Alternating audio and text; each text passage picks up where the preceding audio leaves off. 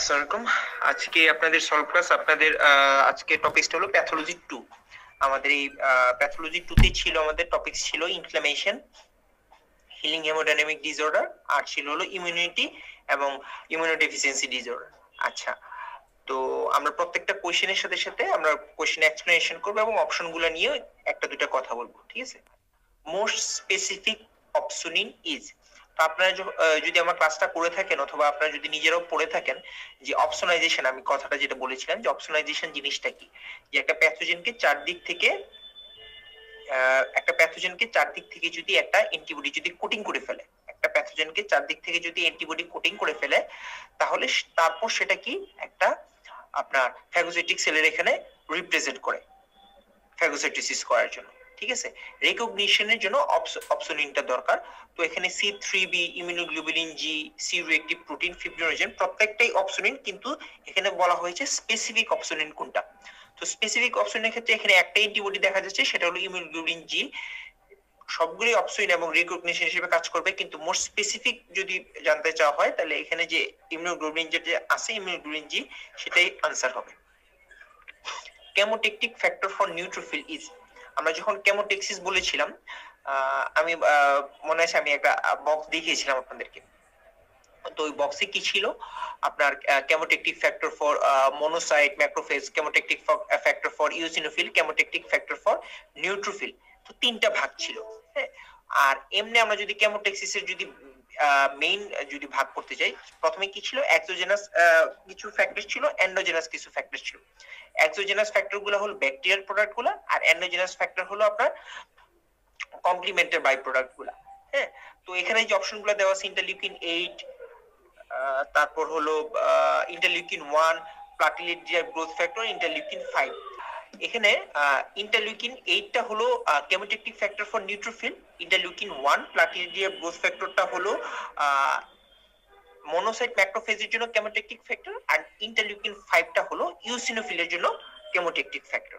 Character of exudate, আমরা যখন এটা এক্সুডেট এবং ট্রানসুডেটের ডিফারেন্স থেকে দেওয়া হয়েছে, আমরা যখন এক্সুডেট এবং ট্রানসুডেটের ডিফারেন্সটা পড়েছিলাম, আপনাদের খেয়াল আছে আশা করি, যে বেসিক ডিফারেন্সটা হলো ইনফ্ল্যামেশন। বেসিক ডিফারেন্সটা হলো ইনফ্ল্যামেশন। ইনফ্ল্যামেশন ঘটতেছে যার কারণে ভেসোডাইলেশন হচ্ছে, ভাস্কুলার পারমিবিলিটি বাড়তেছে এবং প্রোটিনটা বাইরে চলে যাচ্ছে, প্রোটিনের অ্যামাউন্টটা বেড়ে যাচ্ছে, স্পেসিফিক গ্রেভিটি বেড়ে যাচ্ছে। কিসের কারণে? ইনফ্লামেশনের কারণে। কিসের কারণে? ইনক্রিজ ভাস্কুলার পারমিবিলিটির কারণে। এগুলো সবই ক্যারেক্টারিস্টিক্স কিসের? এক্সুডেটের। এগুলোর সাথেও আমরা পড়েছিলাম যে স্পেসিফিক গ্রেভিটি মোর দেন 1.020 থেকে বেড়ে যাচ্ছে। এগুলোর সাথেও পড়েছিলাম যে প্রাইমারি ক্লটিং ফ্যাক্টর আছে, ফিব্রিনোজেন, কোথায়? এক্সুডেটে, যার কারণে ওরা যে কোনো সময় ক্লট করে ফেলতে পারে। ঠিক তার অপোজিট গুলা হলো ট্রানসুডেটিভ। এটা নন ইনফ্ল্যামেটরি কন্ডিশন, এটাতে কোনো ভাস্কুলার পারমিবিলিটি বাড়তেছে না, হাইড্রোস্ট্যাটিক প্রেসারের তারতম্যের কারণে আপনার এটা হয়ে থাকে। তারপর এটাতে প্রোটিন কন্টেন্ট লেস, তারপর এটাতে আপনার স্পেসিফিক গ্রেভিটিটাও লো, লেস দেন 1.012, হ্যাঁ। তো এখানে আবার ফিব্রিনোজেনও নাই, ক্লট করার তো প্রশ্নই আসে না। তো ক্যারেক্টার অফ এক্সুডেটে আমরা দেখতেছি absence of fibrinogen falls, less protein না হাই প্রোটিন থাকে, লো স্পেসিফিক গ্রেভিটি না হাই স্পেসিফিক গ্রেভিটি থাকে, ক্লট স্পন্টেনিয়াসলি। যেহেতু ফিব্রিনোজেন থাকে, সুতরাং আমাদের আনসার হবে অপশন ডি। আচ্ছা, most dominant cells found in acute inflammation. এখানে যে অপশনগুলো দেওয়া হয়েছে, দেখবেন যে সবার কাছে মনে হতে পারে যে ভাইয়া সবগুলোই তো পাওয়া যায় একুইট ইনফ্লামেশনে। হ্যাঁ ভাইয়া, আপনারা ঠিকই আছেন যে সবগুলোই পাওয়া যায়, কিন্তু বলা হয়েছে মোস্ট ডমিনেন্ট সেল, হ্যাঁ, ইন একুইট ইনফ্লামেশন। এখানে সেলস শব্দটা দেখে আবার একটু ঘাবড়ে যাবেন না। তো ডমিনেন্ট যেহেতু বলা হয়েছে একুইট ইনফ্লামেশনের ক্ষেত্রে, সুতরাং আনসারটা হবে আপনার নিউট্রোফিল অথবা পলিমরফোনিউক্লিয়ার লিউকোসাইটস। কিন্তু এখানেই যদি আপনার ইকুইট ইনফ্লামেশন না থেকে যদি এখানে ক্রনিক ইনফ্লামেশন থাকতো, তাহলে আপনার আনসার হয়ে যেত কি? ম্যাক্রোফেজ। বাকি সবগুলা অপশনই বা বাকি সবগুলা সেলে একুইট ইনফ্লামেশনে মেবি পাওয়া যায়, কিন্তু মোস্ট ডমিনেন্ট বা most principal sign acute inflammation এটা হলো neutrophil. Oxygen dependent killing does not include, oxygen independent. তো আমরা যখন ফ্যাগোসাইটোসিস পড়েছিলাম, আমরা দেখবেন আপনারা পড়েছিলাম যে একটা প্যাথোজেন ঢুকতেছে, তখন যদি এনগালফ করে ফেলে সিউডোপোডিয়ার মাধ্যমে, তখন তাকে আমরা বলতেছিল ফেগোজোম। তারপরে সেটার সাথে যদি লাইসোজোমের ফিউশন হয়, তখন তাকে আমরা বলতেছি ফেগোলাইসোজোম। তো এগুলা তো বলতেছি, এগুলার সাথে আপনি খেয়াল রাখবেন যে ওই যে ফেগোলাইসোজোম যে হচ্ছে, তো তারপরে লাইসোজোম এনজাইম লিকেজের মাধ্যমে আপনার কিন্তু এই প্যাথোজেনটা কিন্তু কিলিং হয়ে যাচ্ছে। তো এগুলো সব কি আমি এটা একটা দেখিয়েছিলাম। তারপর আরো কিছু বলেছিলাম যে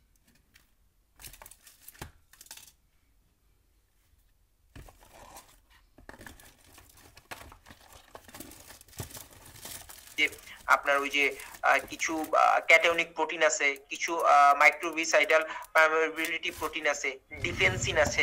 তো অনেক কিছুর মাধ্যমেই আপনার কিলিং প্রসিডিউরটা হতে পারে।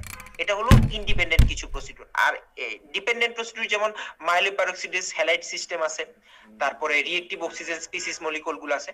তো এইগুলো সাহায্যে কি হবে, আপনার অক্সিজেন ডিপেন্ডেন্ট কিলিংটা হবে। এখানে বলা হয়েছে অক্সিজেন ইন্ডিপেন্ডেন্ট কিলিং এর মাঝে কোনটা পড়ে না। তো লাইসোজাইম অবশ্যই oxygen independent killing, cationic protein, iron binding protein সবকিছুই আপনার অক্সিজেন ইন্ডিপেন্ডেন্ট কিলিং এর মাঝে আছে। রিঅ্যাক্টিভ অক্সিজেন স্পিসিস এখানে বোঝাই যাচ্ছে এটা অক্সিজেন ডিপেন্ডেন্ট কিলিং এটা। সুতরাং আমাদের আনসারটা হবে option D. Character of chemical mediator, chemical মিডিয়েটরের ক্যারেক্টার সম্বন্ধে জানতে চাওয়া হয়েছে। হ্যাভিং মেজর সেলুলার সোর্সেস, অবশ্যই এটা সেল থেকেও আসে, এটা প্লাজমা থেকেও আসে। যেমন সেলের মাঝে আপনার লিউকোসাইট, নিউট্রোফিল, মাস্ট সেল, হ্যাঁ, তো এগুলা থেকে অনেকগুলা আপনার কেমিক্যাল মিডিয়েটর আসে। আপনি যে কেমিক্যাল মিডিয়েটর গুলা আপনি নাম যে পড়ছেন, আপনি হিস্টামিন টিস্টামিন আপনি যেটাই বলেন না কেন, প্রত্যেকটারই মেজর সেলুলার সোর্স আছে। লং লিভ না, এটা সাধারণত শর্ট লিভড হয়ে থাকে। Can not act on target cell size, না একবার অ্যাক্টিভেশনের পরে ওরা যে কোনো টার্গেট সেলে ওরা অ্যাক্ট করতে পারে। May not originate from plasma, না না আমি আগেই বলেছি যে এটা সেল থেকেও আসতে পারে, প্লাজমা থেকেও আসতে পারে, এবং সেলের অনেকগুলা ভেরিয়েন্ট আছে, এক একটা সেল থেকে এক একটা আসতে পারে।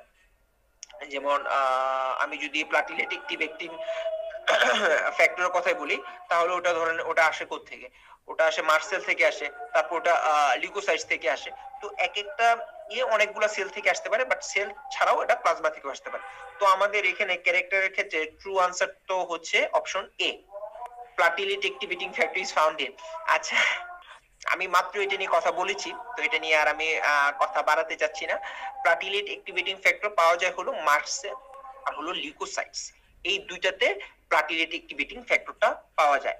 তো এছাড়াও প্রোস্টাগ্ল্যান্ডিনটা কোথায় কোথায় পাওয়া যায়, তারপর হিস্টামিন কোথায় কোথায় পাওয়া যায়, এগুলো আপনাদের পরীক্ষার জন্য খুবই ইম্পর্টেন্ট। হিস্টামিন নিয়ে 39 বিসিএস এও কোশ্চেন এসেছে। আমি ক্লাসের সময় বলেছিলাম যে কেমিক্যাল মিডিয়েটরটা আপনাদের পরীক্ষার জন্য কি পরিমাণ ইম্পর্টেন্ট। আমি আশা করব আপনারা কেমিক্যাল মিডিয়েটর পোর্শনগুলো খুবই মানে গুরুত্ব সহকারে পড়বেন। Components of anaphylatoxin does not include, আচ্ছা এটা একটা ভালো একটা কোশ্চেন। কম্পোনেন্টস অফ অ্যানাফাইলেটক্সিন, যে অ্যানাফাইলেটক্সিনের মাঝে কি কি কম্পোনেন্ট আছে বা কি কি কম্পোনেন্ট নেই।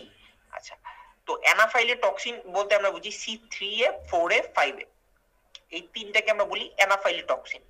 এছাড়াও আছে আপনার দেখবেন যে ইমিউনিটির মাঝে মেমব্রেন অ্যাটাক কমপ্লেক্স বলে একটা আছে, কমপ্লেক্স আছে, সেখানে C5 টু C9 পর্যন্ত আছে কমপ্লিমেন্ট। হ্যাঁ, সবগুলো তো কমপ্লিমেন্টের বাই প্রোডাক্ট। তো C5 টু C9 এগুলো আছে আপনার হলো মেমব্রেন অ্যাটাক কমপ্লেক্সে, আর অ্যানাফাইলেটক্সিনে আছে হলো 3, 4, 5 এ।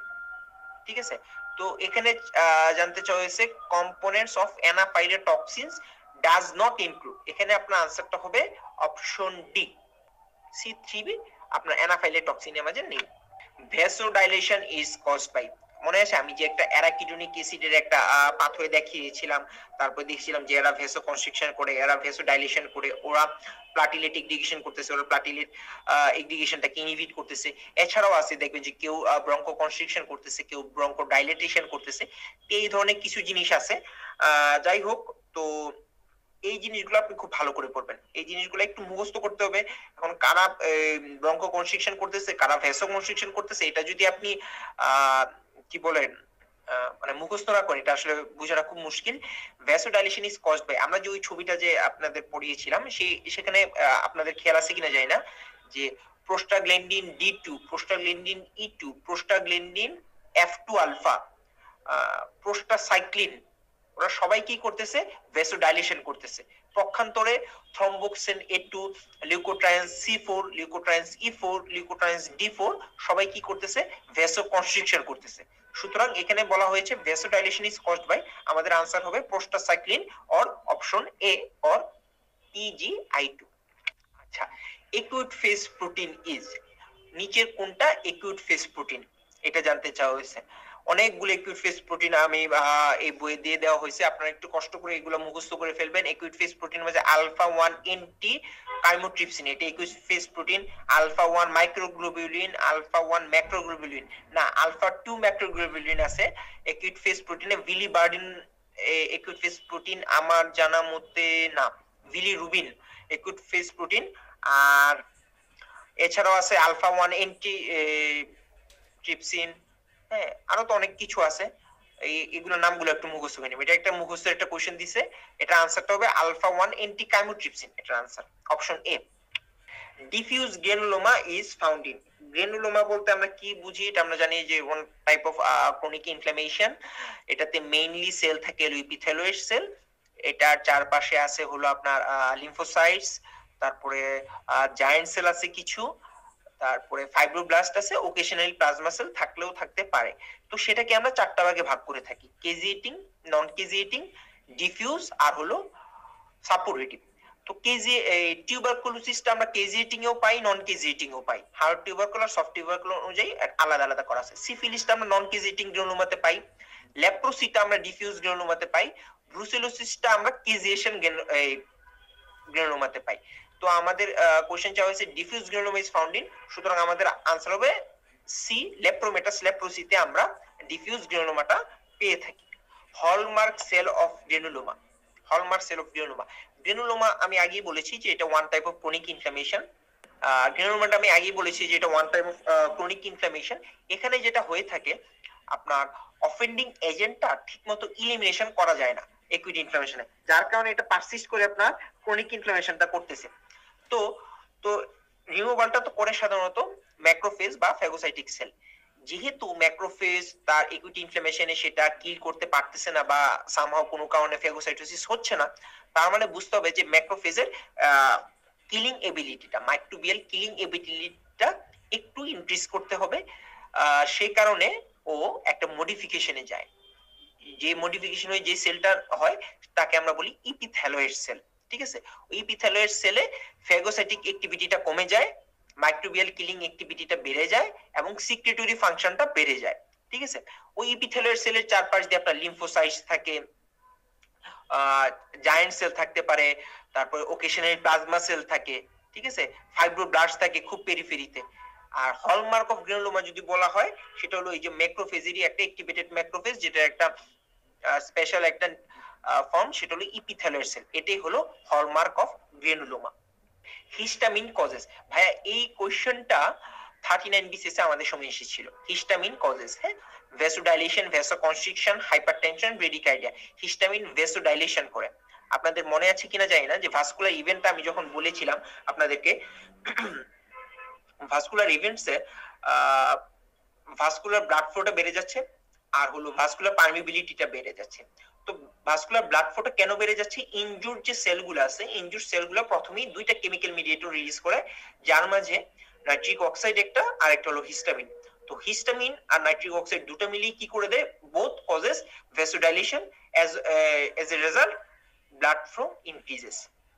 ঠিক আছে, তো হিস্টামিন এবং নাইট্রিক অক্সাইড এগুলা কি করে? ভেসোডাইলেটর হিসেবে কাজ করে আমাদের শরীরে। ঠিক আছে, তো আমাদের আনসার হবে অপশন এ, ভেসোডাইলেশন। ভেসোকনস্ট্রিকশনও করবে না, ভেসোডাইলেশন করলে আমরা জানি যে হাইপারটেনশন, ব্রেডিকার্ডিয়া কোনোটাই হওয়ার কথা না। নিউলি সিনথেসাইজড মিডিয়েটর, কোনটা? Newly synthesised mediator. তো মিডিয়েটরের মাঝে আমরা অনেক ভাগ করে থাকি, যে কিছু আছে সেল ডিরাইভড, কিছু আছে প্লাজমা প্রোটিন ডিরাইভড, কিছু আছে প্রিফর্মড, কিছু আছে নিউলি সিনথেসাইজড। হ্যাঁ, তো প্রত্যেকটা ভাগে মানে কেমিক্যাল মিডিয়েটরটা যতভাবে গুছায় পড়ানো যায় ঠিক ততভাবেই গুছিয়ে আমাদের জেনেসিস বিসিএস সলভ বইটাতে দেওয়া আছে। আশা করি আপনাদের উপকৃত হয়েছেন বইটা দেখে, বা বইটার সম্পর্কে কোনো রিভিউ থাকলে বা কোনো ভাবে ইয়ে করা যদি যায় আপনারা আমাদেরকে জানাবেন, আমরা সাধ্যমতো চেষ্টা করব সেটাকে ইমপ্রুভ করার জন্য। নিউলি সিনথেসাইজড মিডিয়েটর হলো প্রিফর্মড হলো আমরা একটা সবসময় ক্লাসে একটা কথা বলে দিই, হিরালাল সেল, যেটা হলো হিস্টামিন, লাইসোজোমাল এনজাইম আর হলো সেরোটোনিন। এটা হলো এই তিনটা হলো প্রিফর্ম মিডিয়েটর। আর নিউলি সিনথেসাইজড হলো লিউকোট্রাইয়েন্সগুলো, প্রোস্টাগ্ল্যান্ডিন গুলা, এগুলাকে আমরা বলি নিউলি সিনথেসাইজড মিডিয়েটর। তো এখানে যে কোশ্চেন দেওয়া হয়েছে newly synthesised mediator, histamine, serotonin, lysosomal enzyme আর হলো প্রোস্টাগ্ল্যান্ডিন, আমাদের আনসার হবে অপশন ডি অর প্রোস্টাগ্ল্যান্ডিন। আচ্ছা, which is not a systemic feature, which is not a systemic feature of inflammation, ইনফ্লামেশনের সিস্টেমিক ফিচার কোনটা না। আচ্ছা, এটা জানতে চাওয়া হয়েছে। তাহলে এরকম যদি কোশ্চেন হয় আপনাদের জন্য কিন্তু সহজ। কেন সহজ? যদি বলতো যে কোনটা সিস্টেমিক ফিচার, তাহলে আপনার তিনটা নেগেটিভই থাকতো। এখানে কিন্তু আপনার এটাই হলো তিনটা পজিটিভ আছে, আপনাকে নেগেটিভটা বের করতে হবে। আচ্ছা, leukocytosis, high ESR, anaemia, thrombocytosis. আমরা জানি সিস্টেমিক ফিচার অফ ইনফ্লামেশনে আপনার কমন একটা ক্লিনিক্যাল ফিচার্স থাকে, সেটা কি? ফিভার, পাইরিক্সিয়া থাকে। তো পাইরিক্সিয়াতে আপনার নিউট্রোফিলিক বা অন্য যে কোনো আপনার লিউকোসাইটোসিস হবে, ইএসআরটা সাধারণত বেশি থাকে। আরেকটা পেশেন্ট যখন ইনফ্লামেশন হয়, ব্লিডিং টেন্ডেন্সি থাকে, অনেক কিছু থাকতে পারে যে কারণে আপনার পেশেন্টের এনিমিয়া হয়, এবং সাথে এই জিনিসগুলোর সাথে আপনি আরবিসি পড়তেছেন, ডাব্লিউবিসি পড়তেছেন, এখানে আরবিসির ফাইন্ডিংসটা দেওয়া আছে, ডাব্লিউবিসি আপনি লিউকোসাইটিস দেখতেছেন, সাথে সাথে প্লাটিলেটের ইয়েটাও জানতে হবে। প্লাটিলেটে আপনার থ্রম্বোসাইটোপেনিয়া দেখা যায়, থ্রম্বোসাইটোসিস না। সুতরাং which is not a systemic feature of inflammation যদি আসে, আমাদের আনসারটা হবে থ্রম্বোসাইটোসিস।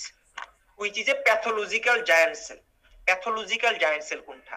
তার মানে আমাদের এই কোশ্চেনটা দেখে আমরা বুঝতে পারতেছি যে আমাদের শরীরে ফিজিওলজিক্যাল জায়ান্ট সেল আছে, সাথে সাথে কি প্যাথোলজিক্যাল জায়ান্ট সেলও আছে। আর সেক্ষেত্রে ফিজিওলজিক্যাল জায়ান্ট সেল হলো তিনটা আছে, অস্টিওক্লাস্ট, মেগাক্যারিওসাইট আর হলো সিনসাইটিও ট্রোপোব্লাস্ট। হ্যাঁ, আর প্যাথোলজিক্যাল জায়ান্ট সেল অনেক আছে, যেমন এখানে অপশন এ তে যেমন আছে pathological giant, Aschoff giant cell, Reed Sternberg giant cell, এগুলো আমরা প্যাথোলজিক্যাল জায়ান্ট সেল হিসেবে দেখি। অ্যাশকফ জায়ান্ট সেল আমার ঠিক খেয়াল আসতেছে না, এটা মেবি রিউমাটয়েড মাসকুলোস্কেলেটাল একটা ডিজিজে পাওয়া যায়, রিউমাটয়েড ডিজিজে মনে হয় অ্যাশকফ জায়ান্ট সেলটা পাওয়া যায়, একটু কষ্ট করে দেখে নিন। তো pathological giant cell, Aschoff giant cell, এটা হলো answer. Osteoclast, megakaryocytes, syncytiotrophoblast সবকিছু হলো physiological giant cell. which is not the source of tumor necrosis factor, নিচের কোনটা টিউমার নেক্রোসিস ফ্যাক্টরের সোর্স না। আচ্ছা, ঠিক আছে। Endothelial cell, mast cell, dendritic cell, macrophage, নিচের কোনটা টিউমার নেক্রোসিস ফ্যাক্টরের সোর্স না? ওইটা ওই আবার ভাইয়া ওই যে আছে না কেমিক্যাল মিডিয়েটেড যে সোর্স আছে না, অনেকগুলো বক্স দেখাইছিলাম না, কিছু আছে সেল ডিরাইভ, কিছু আছে প্লাজমা প্রোটিন ডিরাইভ, ওখানেই দেখবেন যে ওই কেমিক্যাল মিডিয়েটরটার সাথে ওদের সোর্স গুলা লেখা আছে, যে প্লাটিলেট অ্যাক্টিভেটিং ফ্যাক্টর কোথা থেকে আসতেছে, হিস্টামিন কোথা থেকে আসতেছে, সেরোটোনিন কোথা থেকে আসতেছে। এখানে আপনাদের কোশ্চেন দিছে টিউমার নেক্রোসিস ফ্যাক্টর কোথা থেকে আসতেছে। ডেনড্রাইটিক সেলে টিউমার নেক্রোসিস ফ্যাক্টরটা থাকে না, এটা একটু মুখস্থ করে নিতে হবে এই জিনিসগুলো। In irreversible phase of shock, শকের ইরিভার্সিবল ফেজে কোনটা আছে? তো শকের তিনটা ফেজ আমরা জানি, যে একটা হলো কি নন প্রোগ্রেসিভ ফেজ, তারপর হলো প্রোগ্রেসিভ ফেজ আর হলো ইরিভার্সিবল ফেজ। নন প্রোগ্রেসিভ ফেজে সাধারণত পেশেন্টের ইদার বিপিটা ফল করবে অথবা বিপিটা বেশি থাকবে। তো যেটাই হোক, আমাদের ব্যারো রিসেপ্টর মেকানিজম আছে, ব্যারো রিসেপ্টর মেকানিজমের মাধ্যমে কি হয়, যদি ব্লাড প্রেশারটা ফল করে তাহলে ব্লাড প্রেশার ইনক্রিজের মাধ্যমে সেটা কম্পেনসেশন হয়, অথবা ব্লাড প্রেশার যদি ইনক্রিজ থাকে ব্লাড প্রেশারটা সেটা কমিয়ে সেটা কম্পেনসেশন করে থাকে। প্রোগ্রেসিভ ফেজ অফ শকে, সেই কোশ্চেনটা আমাদের 39 বিসিএস এর সময় এসেছিল। প্রোগ্রেসিভ ফেজ অফ শকে কি হয়, আপনার ওয়াইডস্প্রেড টিস্যু হাইপোক্সিয়া হচ্ছে, যেহেতু হাইপোক্সিয়া তার মানে অ্যানারোবিক গ্লাইকোলাইসিস হচ্ছে, অ্যানারোবিক গ্লাইকোলাইসিস মানে ল্যাকটিক অ্যাসিডোসিস হচ্ছে, ল্যাকটিক অ্যাসিডোসিস মানে পিএইচ এর পরিমাণটা কমে যাচ্ছে, আর সাথে ডিআইসি হবে। এগুলা হলো আপনার প্রোগ্রেসিভ ফেজের ফিচার।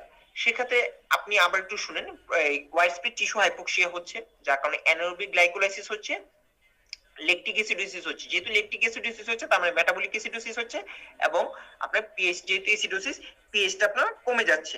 এই হলো প্রোগ্রেসিভ ফেজের ফিচার। ইরিভার্সিবল ফেজে কি আমরা কি পাচ্ছি? ইরিভার্সিবল ফেজে কি আমরা পাচ্ছি ওয়াইডস্প্রেড সেল ইনজুরি হচ্ছে। ওয়াইডস্প্রেড সেল ইনজুরিটা কেন হয়? ওয়াইডস্প্রেড সেল ইনজুরিটা হয় হলো ডিউ টু লাইসোজোমাল এনজাইম লিকেজের কারণে।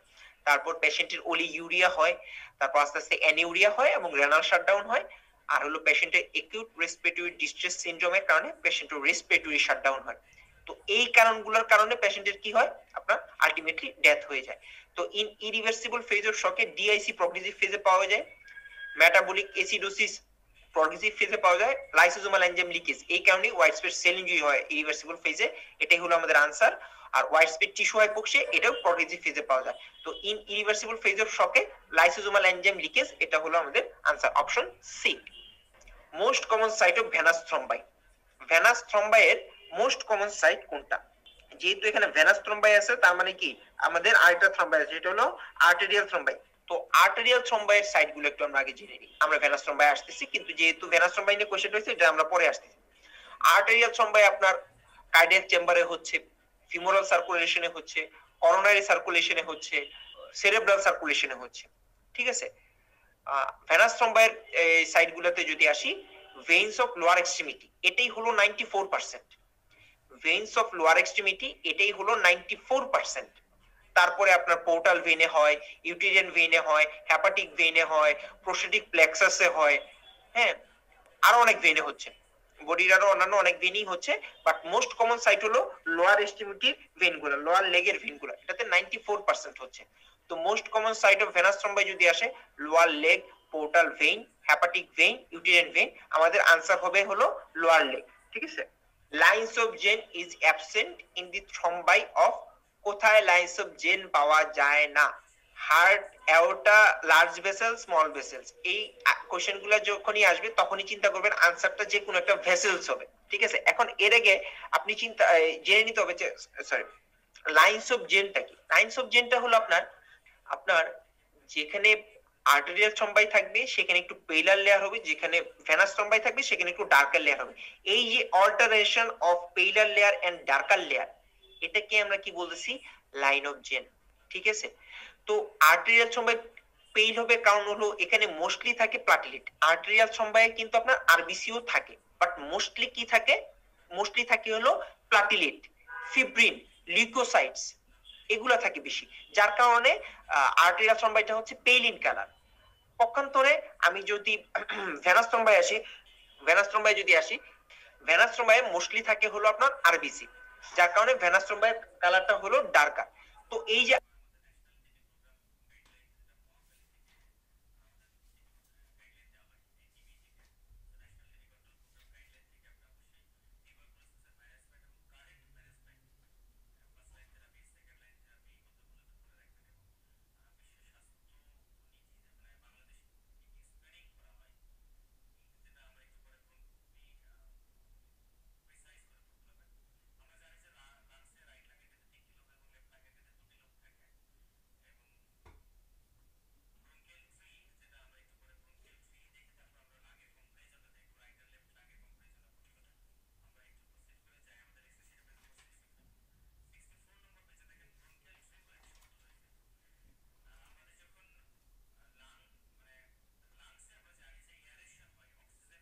আর্টেরিয়াল থ্রম্বাই আর ভেনাস থ্রম্বাই যে যে সংযোগ স্থলটা, এই যে অল্টারেশন অফ মিক্সিং হচ্ছে, যে ডার্কার লেয়ার পেলে লেয়ার, ওই জোনটাকে আমরা বলতেছি লাইন অফ জেন, যেটা স্মল ভেসেলে পাওয়া যায় না। হাইপারেমিয়া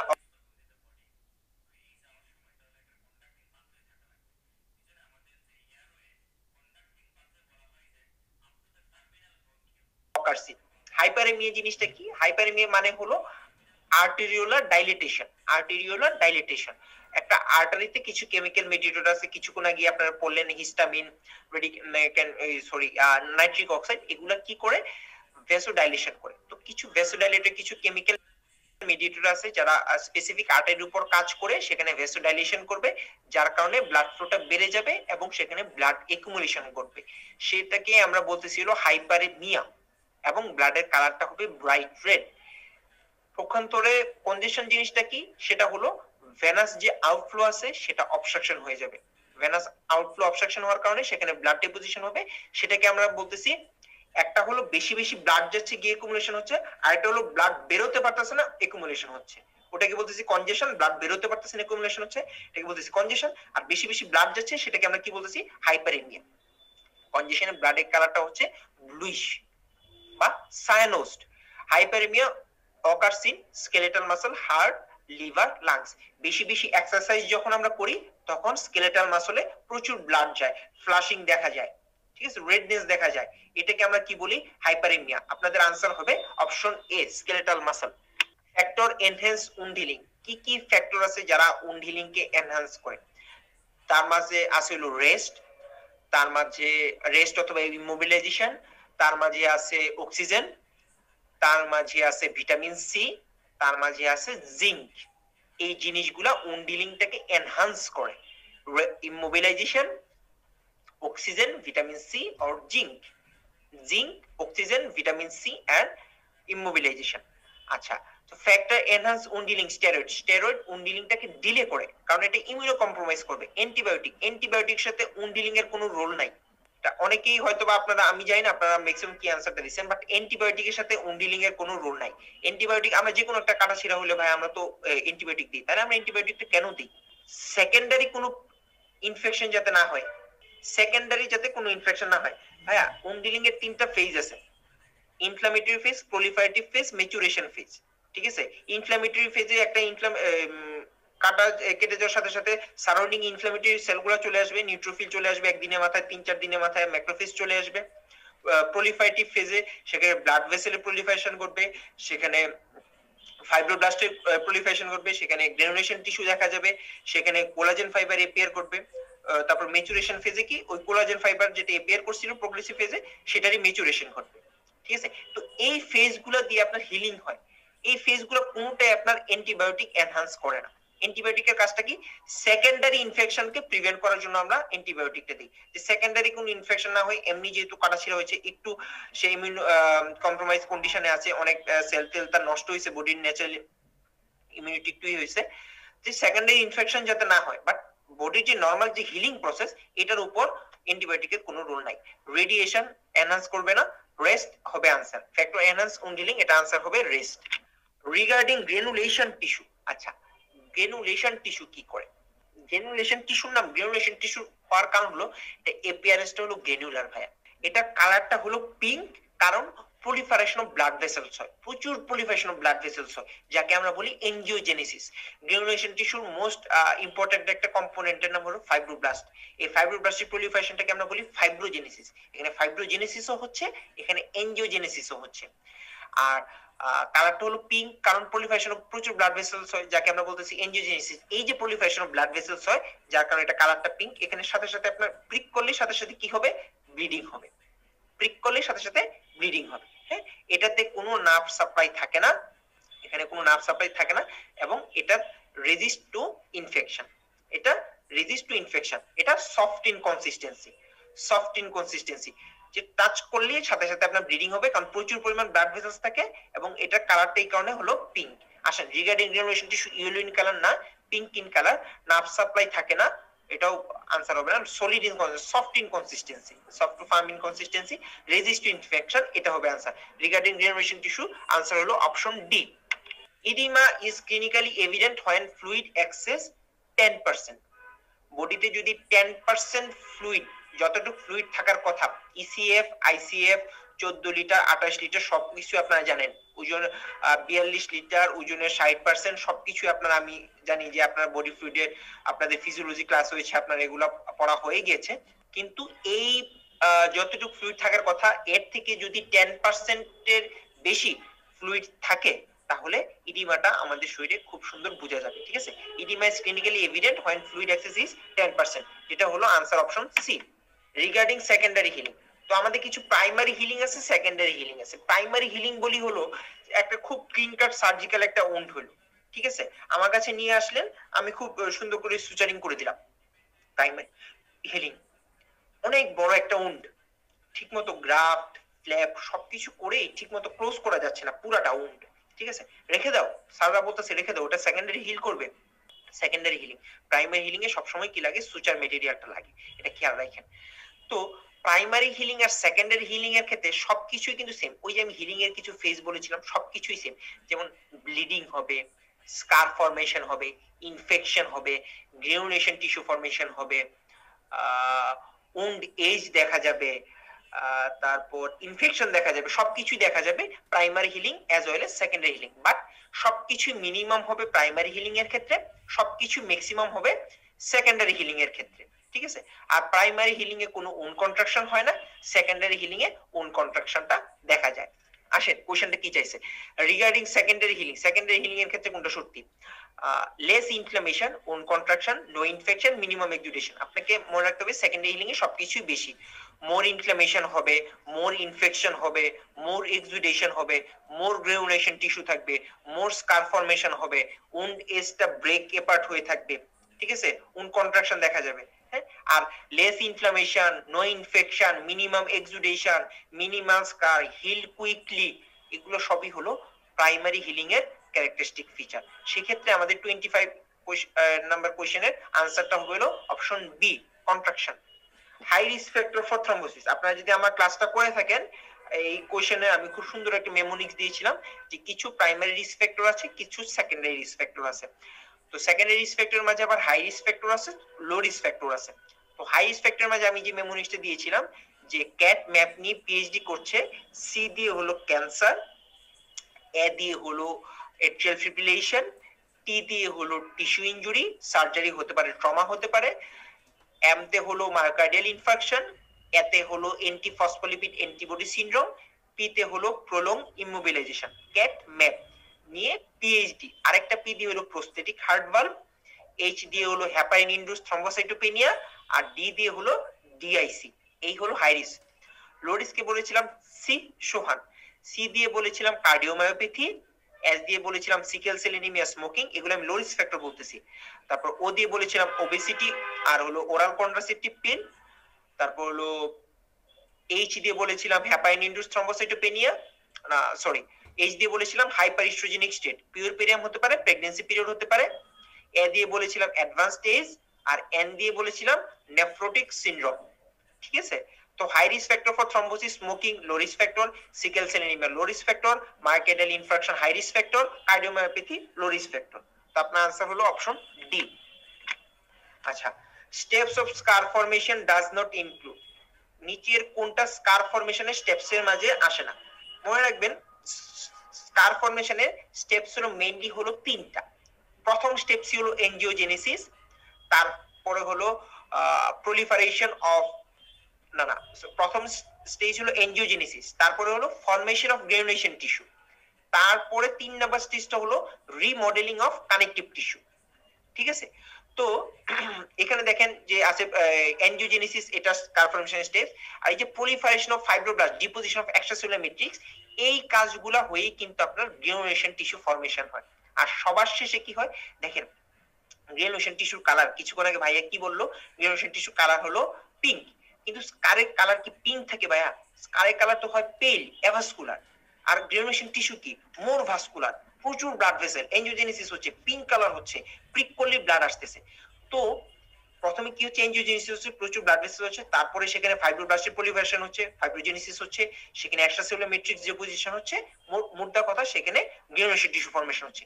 সেই গ্রানুলেশন টিস্যুটাই পরে রিমডেলিং হবে, সেখানে প্রচুর ব্লাড ভেসেলস থেকে আস্তে আস্তে সব ব্লাড ভেসেলস নিস্তেজ হয়ে যাবে, পিঙ্ক কালার থেকে অ্যাভাসকুলার হয়ে পেইল হয়ে যাবে। ঠিক আছে, সেটা হলো রিমডেলিং অফ কানেকটিভ টিস্যু। এই তিনটা স্টেপ যে আমি বলেছি, এই তিনটা স্টেপস হলো স্কার ফরমেশনের স্টেপস। প্রলিফারেশন অফ ম্যাক্রোফেজ, এটা স্টেপস অফ স্কার ফরমেশনের মাঝে কখনো আসবে না। ঠিক আছে, আপনাদের এটা আনসারটা আগে দিয়ে দেওয়া আছে, বুঝলাম না। আচ্ছা, which is not the fate of thrombus? Organisation, propagation, embolisation, malignancy. Fate of থ্রম্বাসে আমি আপনাদের ক্লাসের সময় বলেছিলাম যে ভাইয়াপুরা যে খালেক স্যারের বইয়ে, খালেক স্যারের বইয়ে খুব সুন্দর করে একটা ফ্লোচার্ট দেওয়া আছে, খালেক স্যারের বইয়ে খুব সুন্দর করে একটা ফ্লোচার্ট দেওয়া আছে যে ফেট অফ থ্রম্বাসের ফ্লোচার্টটা, ওইটা আশা করি আপনারা ফলো করছেন, এবং ওটা যদি ফলো করে থাকেন আমার মনে হয় না 28 নম্বর কোশ্চেনটা কারো ভুল গেছে বা কেউ স্কিপ করছেন। স্কিপ তো করার প্রশ্নই আসে না, কারো ভুল হওয়ার কথাও না। Which is not the fate of thrombus, আমি এটা নিয়ে কি ডিসকাশন করবো, আমি যখন অপশন ডি নাম্বারটা আমার চোখে পড়ছে, ঠিক আছে, এটা নিয়ে আমি আর কোনো ডিসকাশনে যেতে পারতেছি না। আমি আশা করি আপনারা এটা সবাই পারছেন। প্রাইমারি শক ইজ, প্রাইমারি শক কোনটা? হাইপোভলিমিক শক, ট্রানজিয়েন্ট ভেসোভেগাল শক, ট্রমাটিক শক, অবস্ট্রাকটিভ শক। আপনার হাইপোভলিমিক শক দুভাবে হতে পারে, হেমোরেজিক হতে পারে, নন হেমোরেজিক হতে পারে। কেউ যদি প্রচুর সিভিয়ার ভমিটিং করে, ওর যদি সিভিয়ার ডায়রিয়া হয়, হাইপোভলিমিক শকে যেতে পারে।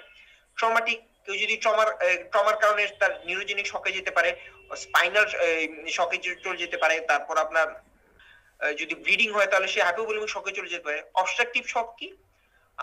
তিনটা কজ আমি বলেছিলাম ক্লাসে, massive pulmonary embolism, cardiac tamponade, আর হলো টেনশন নিউমোথোরাক্স। তো প্রাইমারি শক একদম ইমিডিয়েটলি যেটা হচ্ছে, সেক্ষেত্রে আনসারটা হয়ে যাবে হলো option B, transient vasovagal shock. একদম শুরুতেই যেটা হচ্ছে সেটা হলো ট্রানজিয়েন্ট ভেসোভেগাল শক, এটা হলো প্রাইমারি শক। রেড ইনফার্ক্ট কোথায় দেখা যায়? আমি ক্লাসে বলেছিলাম যে এই কোশ্চেন গুলো আসলে এগুলো কোনোভাবে মিস করা যাবে না। রেড ইনফার্ক্ট কোথায় হয়, হোয়াইট ইনফার্ক্ট কোথায় হয়, ঠিক আছে? তো এগুলা হলো মনে রাখবেন যে হোয়াইট ইনফার্ক্টটা সাধারণত সলিড অর্গান গুলাতে হয়ে থাকে, হার্ট, কিডনি, স্প্লিন, ঠিক আছে? তো এগুলোতে হোয়াইট ইনফার্ক্ট হয়ে থাকে, আর রেড ইনফার্ক্ট হয় হলো লাংস, ওভারি, ইন্টেস্টাইন গুলাতে, এগুলোতে হয় হলো আপনার রেড ইনফার্ক্ট। তো আমাদের সেখানে আনসারটা হয়ে যাবে অপশন বি, রেড ইনফার্ক্ট দেখা যায় লাংয়ে। Examples of chronic passive congestion, কোনটা ক্রনিক পেসিভ কনজেশনের এক্সাম্পল? অ্যানাসার্কা, তারপর ব্রাউন এট্রফি অফ হার্ট, তারপর stasis dermatitis of leg, chocolate cyst of ovary. Anasarca তো ক্রনিক পেসিভ কনজেশনের এক্সাম্পল না। Brown atrophy of heart, brown atrophy of হার্টকে আমরা বলি সেনাইল এট্রফি। হ্যাঁ, একটা এন্ডোজেনাস পিগমেন্ট আছে যার নাম হলো ওয়ার এন্ড টিয়ার পিগমেন্ট, যেটার নাম হলো কি লাইপোফ্লুক্সিন। লাইপোফ্লুক্সিনটা ওই এলডারলিতে হার্টে ডিপোজিশন হয়, তখন আমরা তাকে বলি ওয়ার এন্ড টিয়ার পিগমেন্টটা হার্টে ডিপোজিশন হয়েছে বা সেনাইল এট্রফি হয়েছে, তখন হার্টের কালারটা হয়ে যায় ব্রাউন। হ্যাঁ, ওটাকে বলি brown atrophy of heart. Chocolate cyst in ovary, excess cholesterol যদি আপনার গলব্লাডারে জমা হয়, তখন গলব্লাডারের কালারটা হয়ে যায় স্ট্রবেরির মতো, তখন তাকে আমরা বলি স্ট্রবেরি অফ গলব্লাডার। যদি যে ওভারিতে হয়, তখন ওভারির কালারটা হয়ে যায় চকলেটের মতো, তাকে আমরা বলতেছি চকলেট সিস্টিন ওভারি। এই এগুলা যেটা বলা যে এক্সেস কোলেস্টেরল জমা হচ্ছে, লাইপোফ্লুক্সিন বা টিয়ার পিগমেন্ট জমা হচ্ছে, কোনটার সাথেই কনজেশনের কোনো যোগসূত্র বা রিলেশন নেই। আচ্ছা, ডি নাম্বার অপশনটা কি? স্টেটিস ডার্মাটাইটিস অফ লেগ। স্টেসিস, কিসের স্টেসিস হচ্ছে? রেড সেলের স্টেসিস হচ্ছে। ডার্মাটাইটিস মানে একটা ডার্মাটোলজিক্যাল ম্যানিফেস্টেশন, এক্সিমা টাইপ, একটা ইচিং টাইপ লেশন হচ্ছে, কোথায় হচ্ছে? লেগে হচ্ছে। এটা হলো ক্রনিক পেসিভ কনজেশন এক্সাম্পল। লেগে যে সুপারফিশিয়াল ভেইন এবং ডিপ ভেইন গুলো আছে, সেগুলোর যদি কনজেশন হয়, তাহলে ওই সাপ্লাইং এরিয়াতে, ওভারলাইং এরিয়াতে আপনার এক্সিমেটাস এবং রেডিশ একটা পিগমেন্টেড লেশন দেখা যায়, ঠিক আছে? এটা কিসের কারণে হয়? রেড সেল স্টেসিসের কারণে হয়, ক্রনিক পেসিভ কনজেশনের কারণে হয়। আমাদের অপশন ডি হলো right answer. Examples of chronic passive congestion answer হলো stasis dermatitis of leg. Fat embolism syndrome does not present with, সব দেখতেছি ক্লাসের মাঝে থেকেই আছে, তো আশা করি আপনারা সবই পারবেন। ফ্যাট এম্বোলিজম সিনড্রোম যখন কোনো অর্থোপেডিক প্রসিডিউরস, যেমন আপনার ওপেন ফ্র্যাকচার, ক্লোজ ফ্র্যাকচার নিয়ে কোনো পেশেন্ট আসে, তো বোন মেরু থেকে আপনার ওই যে ফ্যাট গুলা বোন মেরু থেকে আপনার ওই যে ব্লাডে চলে আসে, যার কারণে পেশেন্টের কিছু সাইন সিমটম দেখা যায়, কিছু মেজর ক্রাইটেরিয়া আছে, নিউরোলজিক্যাল কিছু ডেফিসিট দেখা যায়, রেসপিরেটরি ইনসাফিসিয়েন্সি দেখা যায়, তারপর স্কিনে পেটিকিয়াল র্যাশ দেখা যায়, ঠিক আছে? তো এই জিনিসগুলো দেখা যায় মেজর ক্রাইটেরিয়া। মাইনর ক্রাইটেরিয়া আমি ক্লাসে বলেছিলাম যে ওরা যদি বেশি গিয়ে ফ্যাট যদি গিয়ে প্লাটিলেটের সাথে বাইন্ড করে বসে থাকে, তাহলে থ্রম্বোসাইটোপেনিয়া দেখা যাবে। ওরা যদি বেশি গিয়ে হিমোগ্লোবিনের সাথে বাইন্ড করে বসে থাকে, তাহলে এনিমিয়া দেখা যাবে, ঠিক আছে? আর পেশেন্টের যেহেতু ফিভার থাকবে, পেশেন্টের টেকিকার্ডিয়া থাকবে, পেশেন্টের টেকিপনিয়া থাকবে, এই ফিচারগুলো পাওয়া যাবে। তো fat embolism syndrome does not present with anaemia হবে না, পেটিকিয়াল রেশো হবে না, থ্রম্বোসাইটোপেনিয়া হবে না, ব্রেডিকার্ডিয়া থাকে না। যেহেতু ডাজ নট বলছে, আমাদের আনসার হবে option D. Small size pulmonary emboli causes, আমি কিন্তু আপনাদেরকে বলেছিলাম যে পালমোনারি এম্বোলি যে মেকানিজমটা খুব সুন্দর করে বলেছিলাম, যে লোয়ার লিম্ব থেকে আপনার চলে যাচ্ছে রাইট হার্টে through inferior vena cava, then right atrium থেকে right ventricle, then pulmonary trunk. তো সেই ক্ষেত্রে আপনার আপনি যেটা দেখছেন যে ইনফিরিয়র ভেনা কাভার ডায়ামিটারটা বড় থাকার কারণে ইনফিরিয়র ভেনা কাভাতে লজ না করে লজ করতেছে কোথায়? লজ করতেছে হলো আপনার পালমোনারি ট্রাঙ্কে। তো পালমোনারি ট্রাঙ্কে যে লজ করতেছে সেটা স্মল সাইজ এম্বোলি হতে পারে, লার্জ সাইজ এম্বোলি হতে পারে, তারপরে আপনার মিডিয়াম সাইজ এম্বোলি হতে পারে, মাল্টিপল এম্বোলি হতে পারে। তো সাইজের উপর ডিপেন্ড করে আপনার পালমোনারি এম্বোলিটা কনসিকুয়েন্সেসটা ডিফার করবে, ঠিক আছে? এটা আপনাদেরকে একটু পড়ে ফেলবেন। Distributive shock does not include, আমি শকের যখন ক্লাসিফিকেশনটা বলেছিলাম যে হাইপোভলিমিক শক, কার্ডিওজেনিক শক, অবস্ট্রাকটিভ শক, ডিস্ট্রিবিউটিভ শক, এন্ডোক্রাইন শক। ডিস্ট্রিবিউটিভ শকের আন্ডারে আমাদের তিনটা শক আসে, অ্যানাফাইলেকটিক শক, সেপটিক শক, নিউরোজেনিক শক, ঠিক আছে। হেমোরেজিক শকটা আমরা হাইপোভলিমিক শকের মাঝেই ফেলে দিই, হেমোরেজিক শকটাকে হাইপোভলিমিক শকের মাঝেই ফেলে দেই। কিছু আছে হেমোরেজিক, কিছু আছে নন হেমোরেজিক, ঠিক আছে। তো distributive shock does not include যদি আসে, তাহলে আমাদের আনসার হয়ে যাবে কি হেমোরেজিক শক। আমাদের দুইটা চ্যাপ্টার শেষ, এখন তাহলে 3 নাম্বার চ্যাপ্টার দিয়ে মনে হয় বাকি 15টা কোশ্চেন থাকবে। আচ্ছা যাই হোক, আমরা এখন ইমিউনিটিতে চলে আসতেছি। Most dominant cell type in innate immunity. কিছুক্ষণ আগে একটা কোশ্চেন বললাম যে most dominant cell type in acute inflammation, chronic ইনফ্লামেশনটাও জানতে হবে, ম্যাক্রোফেজ। দেখেন ইনেট ইমিউনিটির most dominant cell type, answer কিন্তু ভাইয়া সেম, আনসার কিন্তু সেম।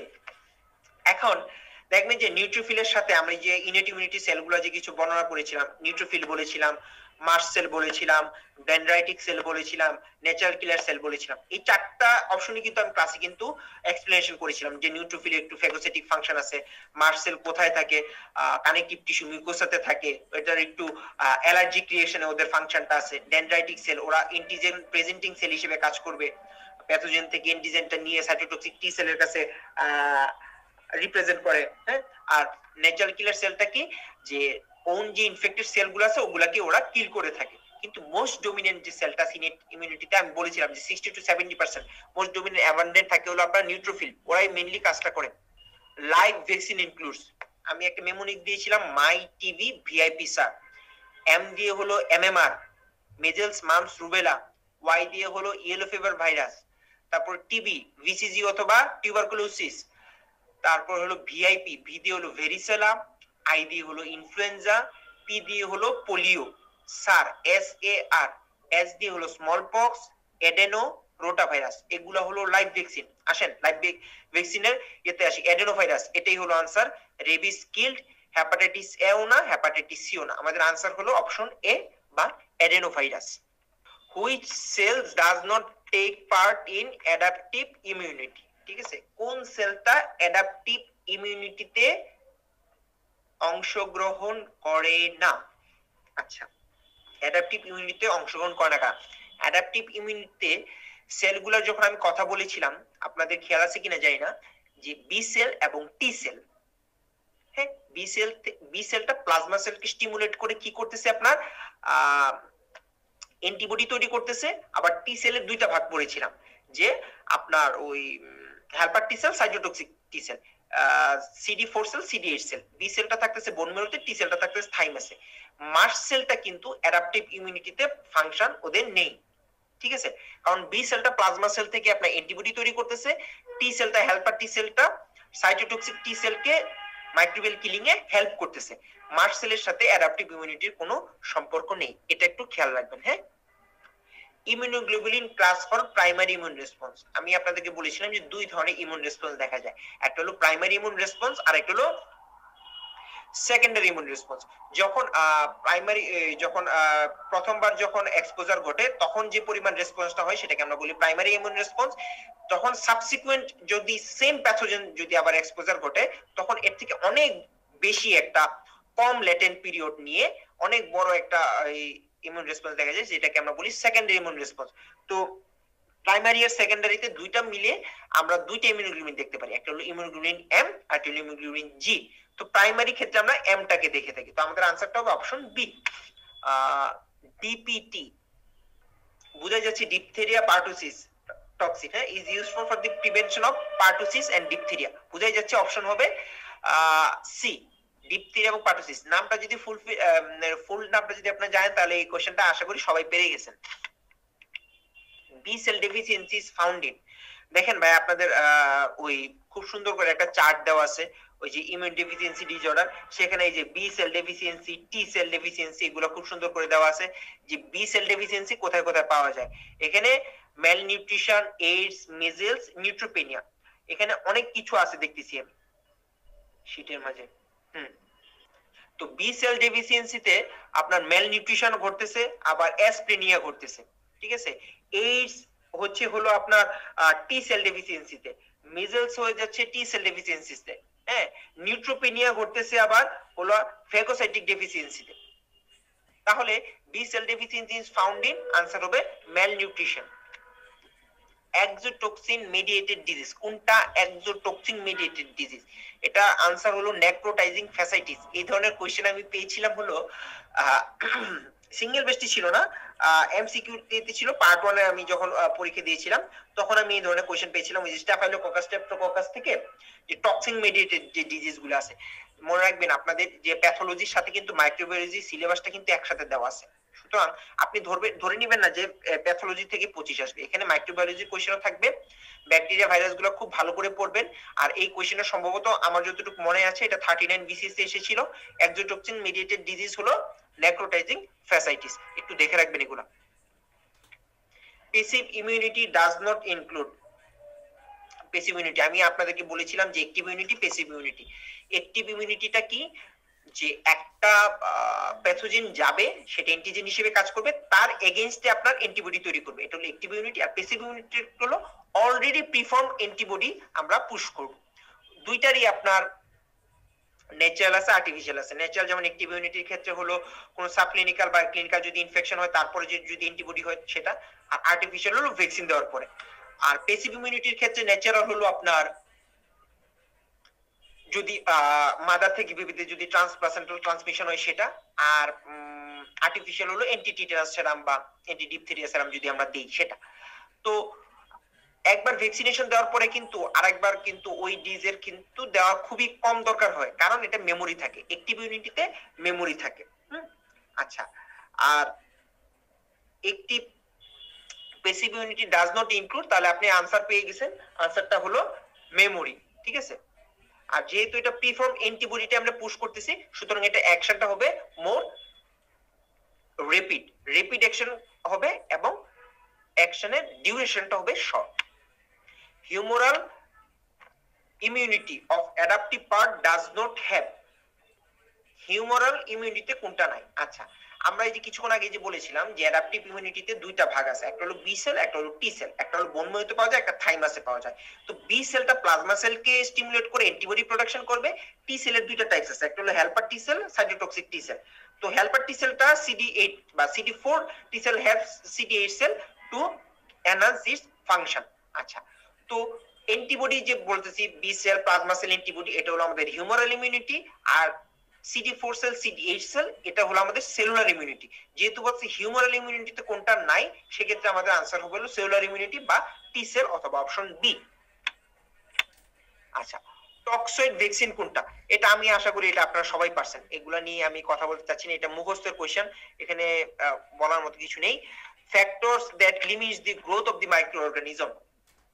আচ্ছা, কিছু কিছু আছে যেটা মাইক্রো অর্গানিজমকে এন্ট্রিতে বাধা দিবে, যেমন ব্যারিয়ার যেগুলো আছে, যেমন স্কিন, যেমন রেসপিরেটরি সিলিয়া, যেমন আপনার ডিফেন্সিন, যেমন আপনার এই যে যেমন বিভিন্ন জায়গায় সিক্রেশন, যেমন আইয়ের যে সিক্রেশন, এটাতে আপনার লাইসোজাইম আছে। তো এগুলো আপনার বডিতে এন্ট্রি করতেই দিচ্ছে না বা লিমিট করতেছে।